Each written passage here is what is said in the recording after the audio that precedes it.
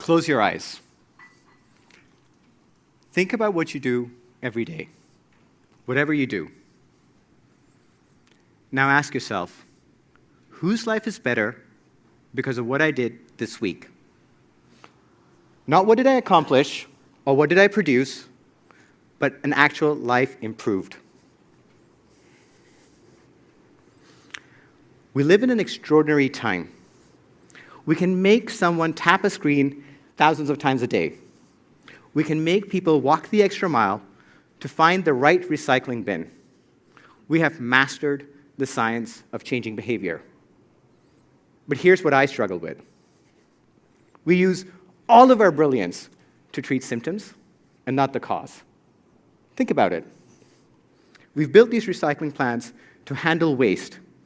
But how often do we ask, why does so much trash exist in the first place? We've created apps to track mental health, but not systems to prevent burnout. We build food banks to feed the hungry, but rarely question why hunger persists in wealthy nations. We've mastered the art of the temporary fix, become experts at managing problems, and even turning some of them into great experiences for a few people, instead of asking what's really important. I want to introduce you to Frank. Frank used to live on the street in Ottawa. When I first met Frank, he was seated at a local food bank enjoying a warm meal. Note, a warm meal, not a sandwich from a bag, not leftovers, a real meal served on a real plate.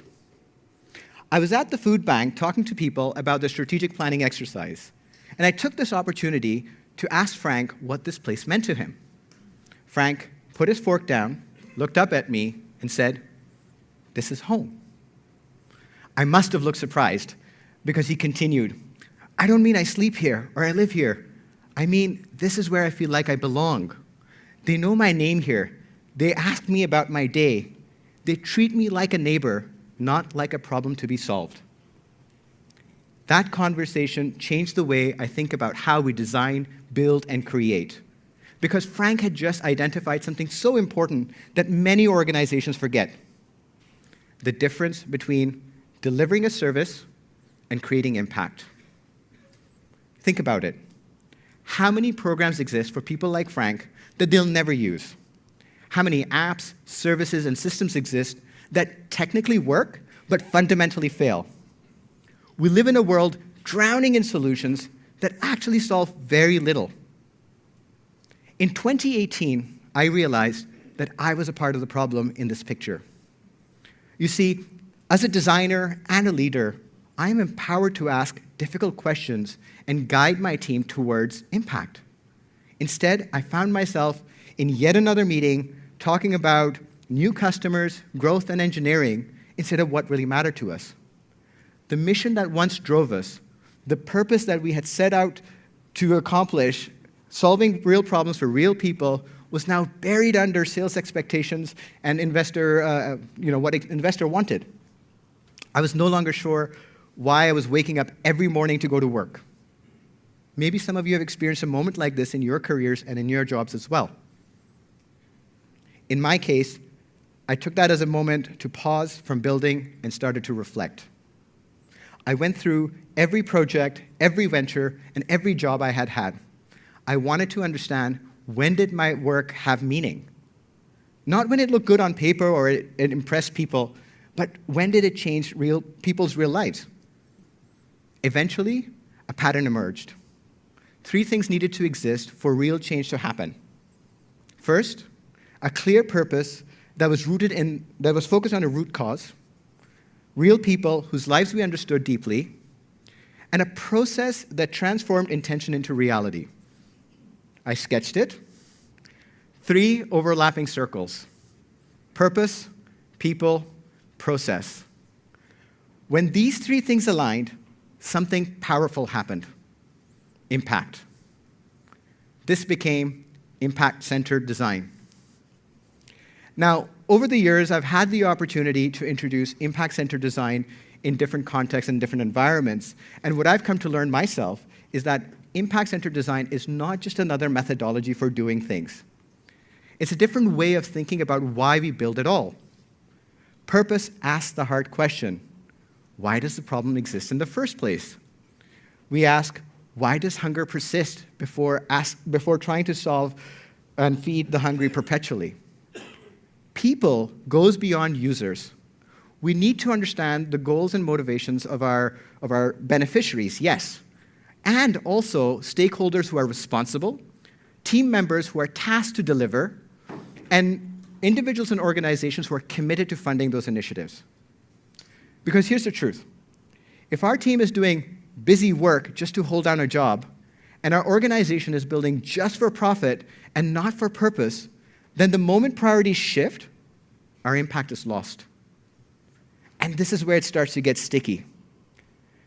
Creating lasting change means aligning everyone, their goals, their hopes, and their concerns.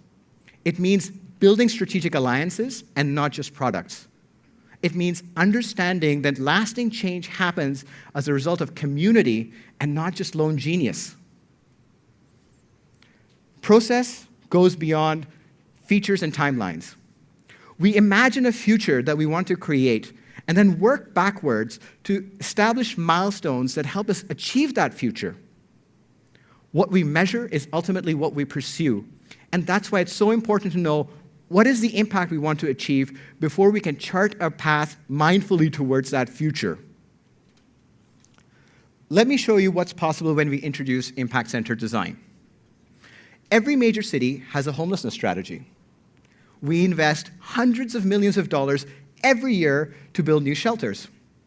This is great, but also unsustainable, because we're going to run out of space and resources before we've housed everyone that needs a shelter.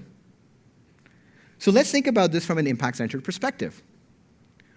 What if we directed a portion of those hundreds of millions of dollars towards root causes that lead to homelessness?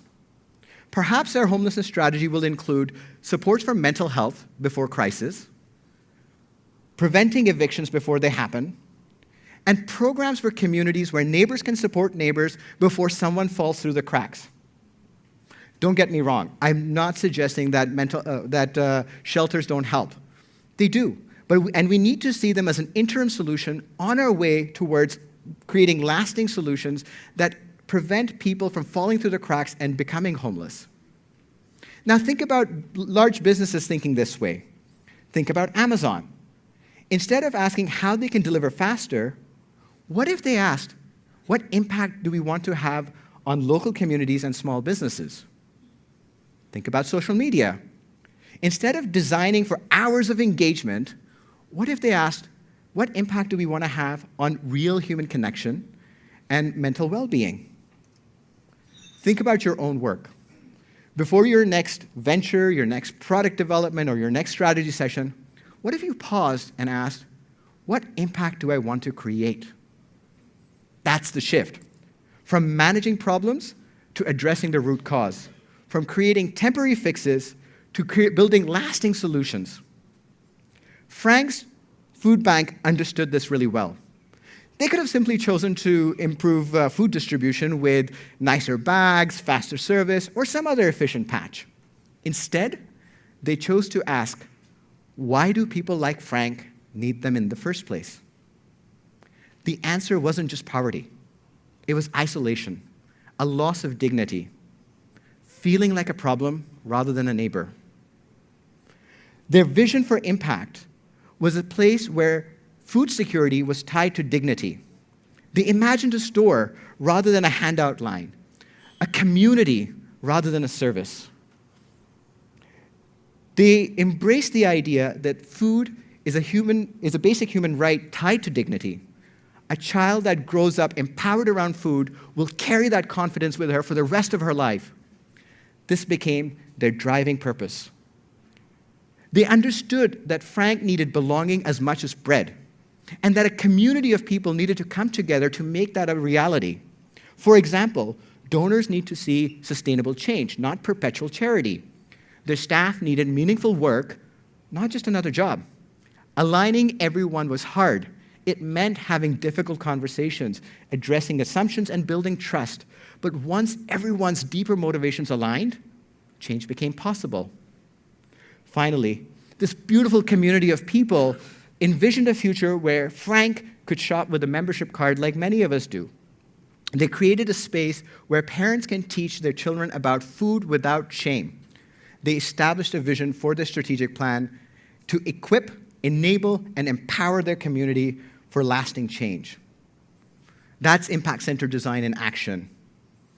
Not improving the stopgap, but questioning why a stopgap is needed in the first place. And it's hard to work this way. I understand that.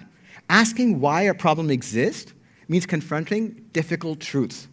Aligning diverse communities of people means navigating conflicting priorities. Building for the root cause means patient, sometimes invisible work.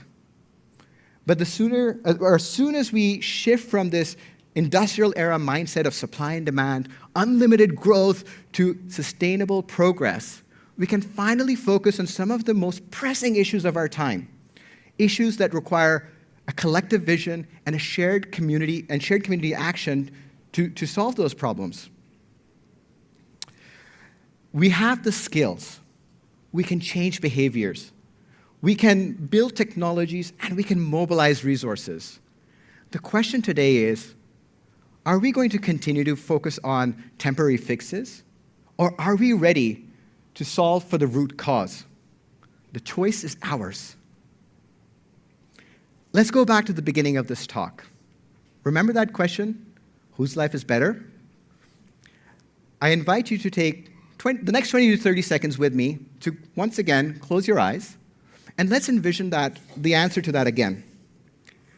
Think about one of the priorities that you're focused on these days, and ask yourself, am I working on building a temporary fix, or am I focused on the root cause? Either ways, why does the problem exist? Now, imagine if you were to focus on the root cause. Whose life is better because of your efforts? Can you picture at least one person? Then imagine how this person's life is different because of the work that you're putting in, and the community of people that stand by you to share in the credit of that success. Once you understand why you're building, and you have clarity on your purpose, people, and process, you're on your way to designing solutions that the world needs. That, to me, is an idea worth spreading. That is impact-centered design. Thank you.